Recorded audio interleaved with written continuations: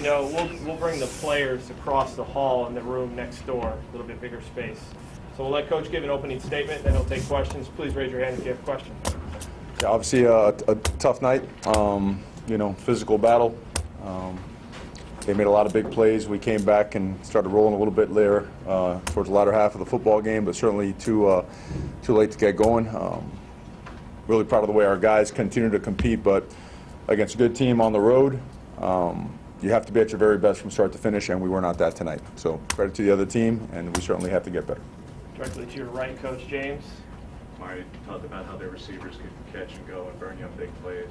You allowed your longest plays of the season tonight. The guys you knew you had to cover. What happened with your secondary? It's the most allowed in years.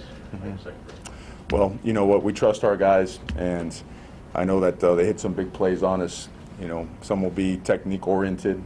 Some will be just them making a really good throw and catch.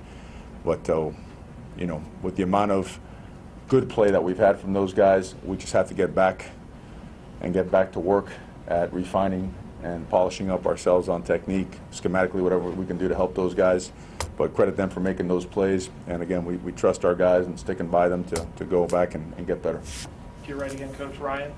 Did you feel like you had all the momentum in the comeback, and then that 3rd and 16 obviously was the dagger? What did you see on that? Well, we felt that we had it, even after that, felt we still had it, you know, that we could get it going offensively. You know, we started hitting some things. We started pushing the ball down the field a little bit after some turnovers that we had. Felt that we were running the ball pretty decent. We certainly shot ourselves in the foot down there early on the 4th and 1, and didn't get much going after that. Felt like the negative play on the reverse that we tried didn't work out. A couple issues, you know, with the 3 and out or whatnot, but then we finally got things going. But again, it was very late. Defense had done a really good job for most of the evening, and then, you know, they hit a couple big plays on us. To your left, Coach Matt. What prevented the passing game from clicking until the final minutes of that 4th quarter? Well, I mean, it's a little bit of everything. Some of it is you've got to beat man coverage. The other part is you've got to be just really synchronized and on the same page. Got to, you know, timing and precision of the passing game is always at a premium. We weren't on point like we have been before. Part of it is coverage-wise, part of it is us, part of it a little bit protection. It took us a little while to get it going. Once we did, we felt like we were really in a groove, but that first part of the game, you know, after that first touchdown, we certainly had our issues, and we got to get better at it. How much did Pittman and Red's availability impact the timing of the passing? Yeah, you know, those two guys are really special players. You know, we know that. Obviously, Micah was down. He went down hard during the game, but you know, Jalen got hurt late in the game last week, and he was never able to get back to full go. We thought we could get something out of him late in the week, and yesterday he just couldn't. You know, he tried his best, but certainly a couple of more productive players. But you know, other guys, you know, got to step up, and that's how we roll. Second row to the right, Eric. You hadn't had to address the team after a loss, obviously, in a really long time. What was kind of the message afterwards, and like, what was kind of the mood, I guess, in the locker room? Well, you know, it's simple. I mean, things like this, they either rip a team apart or they bring it closer together. And to do so, you've got to always be honest, right? You've got to really look in the mirror and ask yourself, what could we have done? And then from top to bottom as an organization, you know, starting with myself, could have done better, you know, no matter how well we thought we prepared and whatnot. It didn't show up until very late in the game. And so that's a message number one, making sure we come together and lift each other up, because you know, we have had some really good progress this season and some good success, and we have some really big goals ahead of us. But it really all starts with how we handle ourselves and how we handle, you know, a tough loss like this on the road. So that want-to-know process has to start right now. You know, as we get on that plane and think about things and get back to Eugene and start our process to make sure that we could put our best performance together for next week and the week after that. But it does start with everything with this next coming week. First table to your left here, Coach. Coach, as you guys were mounting that comeback, what were the conversations like on the sideline? Was there any specific guys that were kind of leading that charge? I think in general, the entire team, they have a lot of faith in each other. They're never out of the fight, so to speak. So the energy, the enthusiasm was high.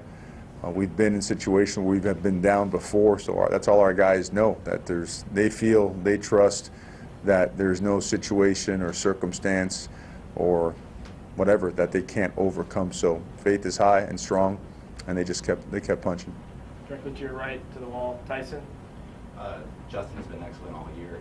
He had those back-to-back picks on drives. what did you see on those ones, and just, you know, how does he kind of handle that and move forward? Well, I got to look at it again to see exactly, you know, how we set up at the receiver spot and whether the ball got away from him, whether it was a good throw or a bad throw. I mean, the guy's an unbelievable competitor and a great quarterback. May he have missed? I'm not sure. I got to look at it. I know they rolled the corner down there a little bit, so he was in that window. But to give you exact, you know, specifics on what exactly happened, I'd have to watch the film and give it to you. I mean, we know the coverage and why the guy picked it off. We just got the distribution of the wide receivers, why, you know, we were stacked up in there and why that window wasn't bigger. To your right again, James. Mara, when the biggest goal of making the playoff is off the table, where you can still win a conference, still go to a Rose Bowl, win the Rose Bowl, but when the biggest goal is gone, you touched a little bit about what the message is immediately, but how do you refocus, guys? How do you, when that is no longer attainable? Well, there's lots of goals that go into a season, you know, and certainly one of them was to have ourselves in a situation, you know, coming into this game to be part of every conversation and every kind of championship. And right now, really the only conversation that needs to take place for us as a team is the most logical one, is one to make sure that we get back to our process of being 1-0 and playing our best football.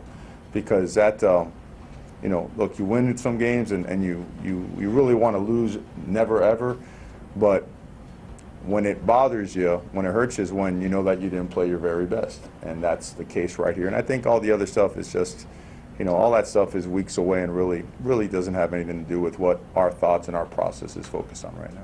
To your left, Coach Matt.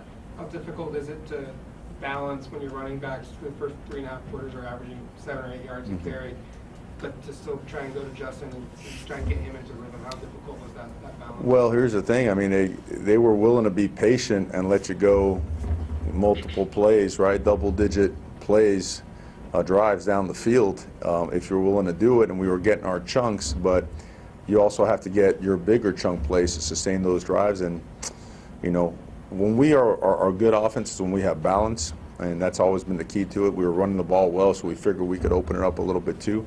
It just, you know, we were off. We were off today. Straight ahead, back by the cameras, Fred. Coach, just the intensity of the Pac-12 schedule. Playing 9 conference games in a row, this is kind of an example of how difficult that can be. You know, what does a game like this kind of show people maybe around the country who don't watch Pac-12 as much about how difficult this conference can be? Well, I think people know, or they're going to know it more and more. Nine conference games are, you know, football is so different, right? In basketball, you have a season, then you have, right, your conference tournaments, and when you have 9 conference games, it feels like every single game is kind of like a playoff game, right? You know, you're dealing with, hey, does this game going to make or break the chances of advancing to the conference title game or whatnot? So it's difficult. Obviously, you know, we enjoy taking on the challenge and whatnot, and we have been really good throughout the season. Our goal was to really, you know, change the perception of how we go on the road, and we had done it 3 times.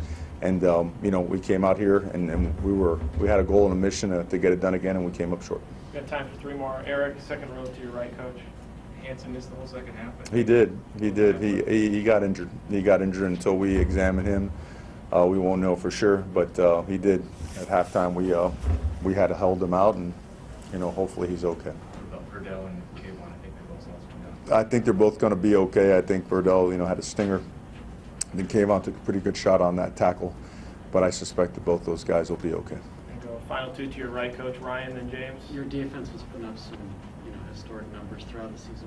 Do you, without looking at the film, obviously, do you sense that they had an off night, or was Jaden Daniels even better than advertised? They hit some big plays. Yeah. You know, in a game like this, if you could hit some of those plays, it changes things, right? It changes things in a hurry. And he made some great throws. The receivers ran underneath those balls too, and I mean, they connected. They were on point for some big ones, and you know, we're typically pretty good at stopping those. And I have 100% faith in our guys. Never, ever would I say or think anything different of our guys.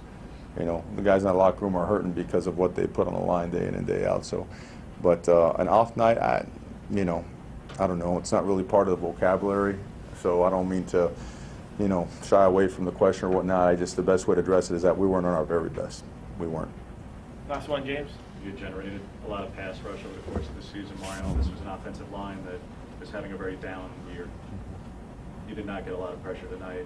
in those big plays or slow developing plays? What was the reason why you guys just didn't generate pass rush against a line that had given up a lot of them? Yeah, you know, some of them were slow developing. You know, some of them were max protection. Some were ball outs like the screens or whatnot. I think anytime you assess pass rush, you got to look at it from a technical standpoint. You know, are we working edges? Are we working speed to power? You know, looking at individual matchups.